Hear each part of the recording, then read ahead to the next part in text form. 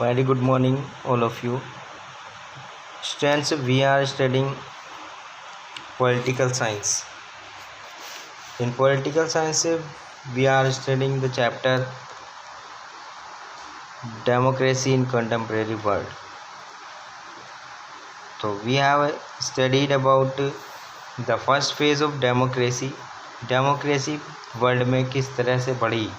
सबसे पहले डेमोक्रेसी 1789 में फ्रेंच रिवॉल्यूशन के टाइम में शुरू हुई थी और सबसे पहले जो कंट्री था जहां पर यूनिवर्सल एडल्ट फ्रेंचाइजी जो अपनाई गई थी वो 1893 में न्यूजीलैंड में अपनाई गई थी। उसके बाद यूनिवर्सल एडल्ट फ्रेंचाइजी ग्रांट की गई थी ब्रिटेन में 1928 में। फिर यूएसए में जो है डेमोक्रेटिक कॉन्स्टिट्यूशन अडॉप्ट हुआ था 1787 में, लेकिन जो यूनिवर्सल एडल्ट फ्रेंचाइज थी यहाँ पर वो यूएसए में 1965 में हुई थी।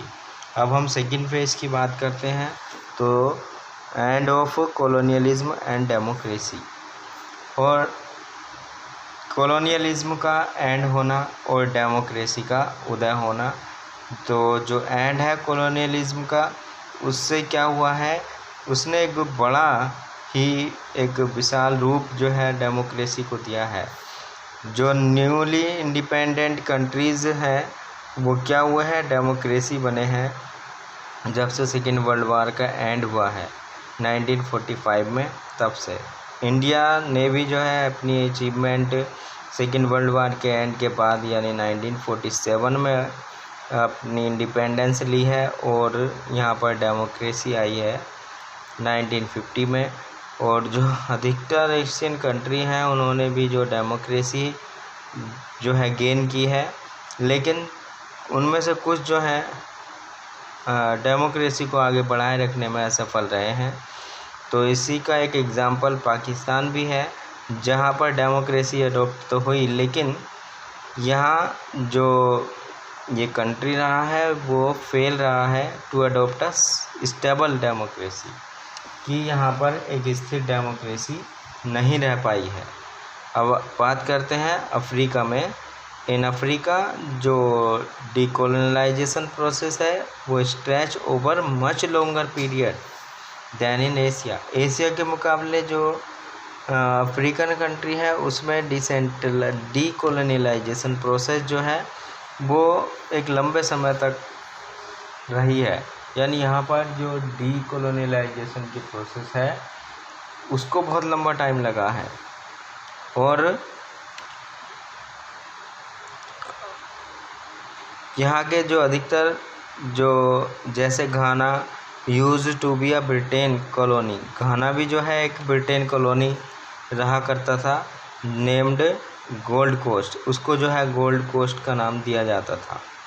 इट बिकेम इंडिपेंडेंट, यानी जो घाना था वो 1957 को इंडिपेंडेंट हुआ था और वो उन पहले कंट्रियों में से एक है अफ्रीका के जिसने इंडिपेंडेंट गेन की है।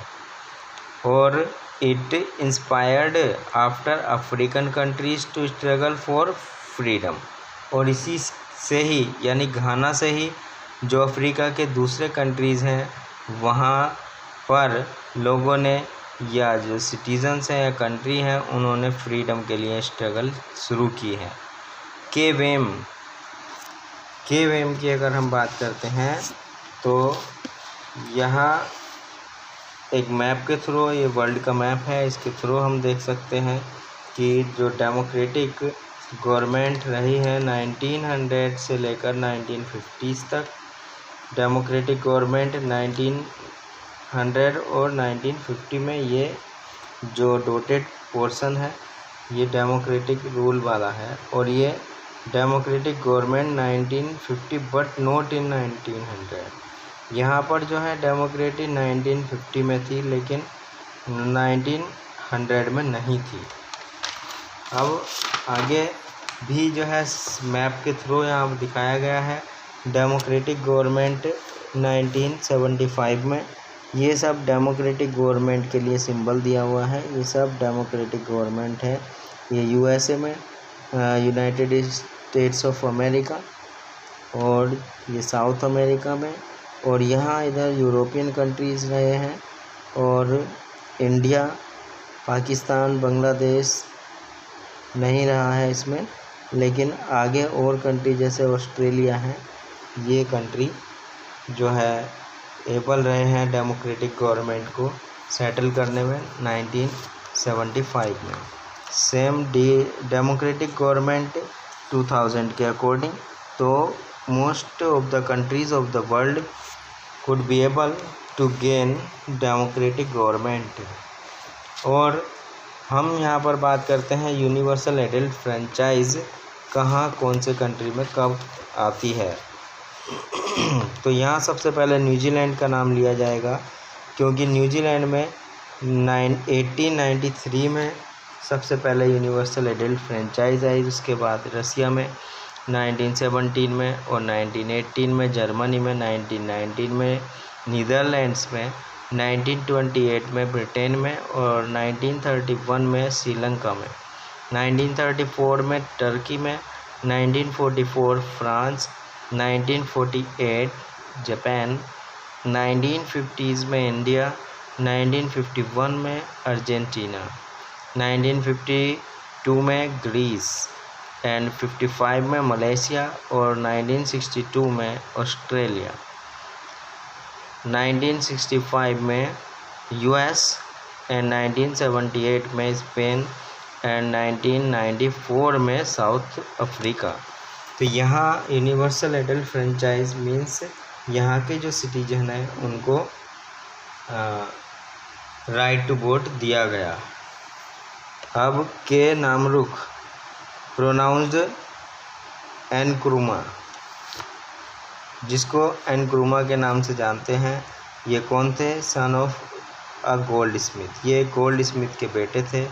एंड हिमसेल्फ अ टीचर, और अपने आप में एक टीचर थे, और एक एक्टिव इंडिपेंडेंस उन्होंने की थी किसके लिए? अपने कंट्री के लिए। जब नेमरुख जो है इंडिपेंडेंस उनका कंट्री हो गया था, तो नेमक्रुमा जो थे वो पहले प्राइम मिनिस्टर बने थे, and then the president of Ghana, और घाना के फिर वो प्रेसिडेंट बन गए थे। He was a friend of Jawaharlal Nehru and an inspiration, वो जवाहरलाल नेहरू के फ्रेंड रहे हैं, and an inspiration for democracies in Africa, और अफ्रीका में वो एक इंस्पायरेशन के रूप में रहे हैं या इंस्पायरेटर के रूप में रहे हैं। अनलाइक नेहरू की तरह नहीं, बल्कि he got himself elected president for life, बल्कि ये जो है पूरी लाइफ टाइम तक प्रेसिडेंट इलेक्ट रहे हैं। सो सून आफ्टर 1966, जल्दी ही 1966 के बाद, he was overthrown by military. Like Ghana, most countries that become democracies after gaining independence had a mixed record। अब इनमें जो है एक मिक्स्ड रिकॉर्ड हो गया। They could not remain democracies for long। अब ये एक लंबे समय तक डेमोक्रेसीज नहीं रही, क्योंकि जो के एनक्रुमा या नेक्रूम जो थे, इन्होंने जो है एक स्ट्रगल इंडिपेंडेंस के लिए की, लेकिन बाद में इनकी स्ट्रगल को जो है आर्मी ने विफल कर दिया, और फिर ये जो कंट्रीज़ हैं यानी इनका कंट्री घाना एक लंबे समय तक नहीं टिक पाया। आगे हम बात करते हैं थर्ड फेज़ की। तो रिसेंट फेज़ की बात इसमें हुई है 90s के टाइम तक की। जो नेक्स्ट बिग पुश है डेमोक्रेसी के लिए वो 1980 के बाद में आया। जैसे कि democracy was revived in several countries of southern America, जैसे कि डेमोक्रेसी साउथर्न अमेरिका के ज़्यादातर कंट्रीज़ में आई है। The disintegration of Soviet Union provided a big boost of communist country to adopt democracy. Democracy को अडॉप्ट करने के लिए जो कम्युनिस्ट कंट्रीज़ हैं उन्होंने एक बड़े लेवल पर वर्क किया है। Soviet union comprised of 15 republics and after its disintegration most of them became democracy। तो जब से वो उनका डिसइंटीग्रेशन हुआ है 15 रिपब्लिक का, तो जो सोवियत यूनियन है उसके ज़्यादातर जो कंट्री हैं वो डेमोक्रेटिक कंट्री में चेंज हुए हैं। बाकी in the next video, so keep on watching।